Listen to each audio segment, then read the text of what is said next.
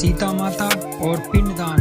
हमारे शास्त्रों में पिंडदान का बहुत अधिक महत्व बताया गया है। लोग पितृपक्ष के दौरान पिंडदान करने गया जी में और अनेकों दूसरी जगह पर जाते हैं।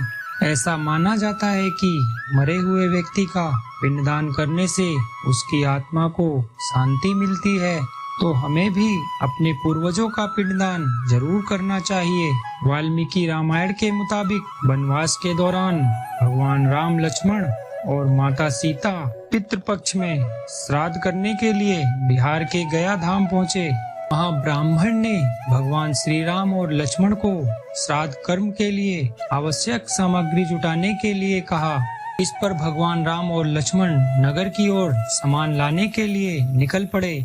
उन्हें देर होने पर ब्राह्मण देव ने माता सीता से आग्रह किया कि पिंडदान का समय निकला जा रहा है। ये सुनकर माता सीता की व्यग्रता भी बढ़ती जा रही थी, क्योंकि श्री राम और लक्ष्मण अभी नहीं लौटे थे। इसी दौरान दशरथ जी की आत्मा ने उन्हें आभास कराया कि पिंडदान का वक्त बीत रहा है। ये जानकर माता सीता असमंजस में पड़ गई। माता सीता ने समय के महत्व को समझते हुए ये निर्णय लिया कि वह स्वयं अपने ससुर राजा दशरथ का पिंडदान करेंगी। उन्होंने फल्गु नदी के साथ साथ वट वृक्ष, कौवा, तुलसी, ब्राह्मण, गाय को साक्षी मानकर स्वर्गीय राजा दशरथ का पिंडदान विधि विधान के साथ किया। इस क्रिया के उपरांत जैसे ही उन्होंने हाथ जोड़कर प्रार्थना की तो राजा दशरथ ने माता सीता का पिंडदान स्वीकार कर लिया। माता सीता इस बात से प्रफुल्लित हुई कि उनकी पूजा दशरथ जी ने स्वीकार कर ली है। इसके बाद उनके मन में संशय भी हुआ कि प्रभु राम इस बात को नहीं मानेंगे, क्योंकि पिंडदान पुत्र के बिना नहीं हो सकता। काफी समय बीतने के बाद भगवान राम और लक्ष्मण सामग्री लेकर आए और पिंडदान के विषय में पूछा।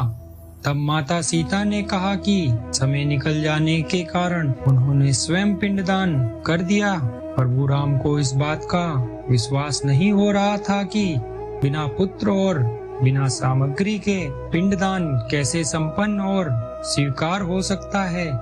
इसके बाद माता सीता ने कहा कि वहाँ उपस्थित फल्गु नदी, कौवा, गाय, वट वृक्ष और ब्राह्मण श्राद्ध क्रम गवाही दे सकते हैं। भगवान राम ने जब इन सब से पिंडदान किए जाने की बात सच है या नहीं पूछा तो फल्गु नदी, गाय, कौवा, तुलसी और ब्राह्मण पांचों ने प्रभु राम का क्रोध देखकर झूठ बोल दिया कि माता सीता ने कोई पिंडदान नहीं किया है। वट वृक्ष ने सत्य कहा कि माता सीता ने सबको साक्षी मानकर विधि पूर्वक राजा दशरथ का पिंडदान किया है। पांचों साक्षी के झूठ बोलने पर माता सीता ने क्रोधित होकर उन्हें आजीवन श्राप दे दिया।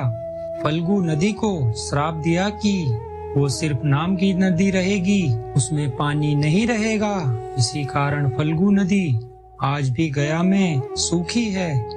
गाय को श्राप दिया कि गाय पूजनीय होकर भी सिर्फ उसके पिछले हिस्से की पूजा की जाएगी और गाय को खाने के लिए दर बदर भटकना पड़ेगा।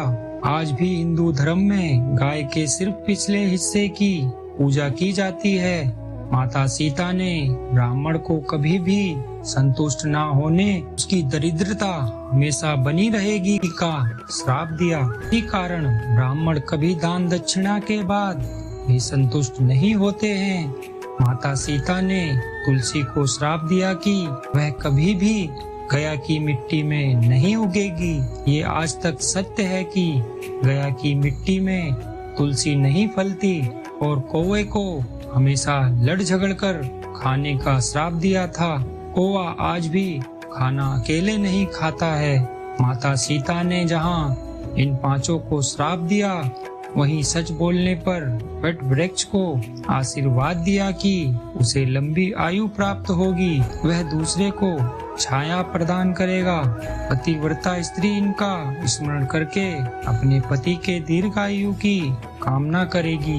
जय श्री राम, जय पितृदेव। कहानी पसंद आई हो तो दोस्तों लाइक करना ना भूलें।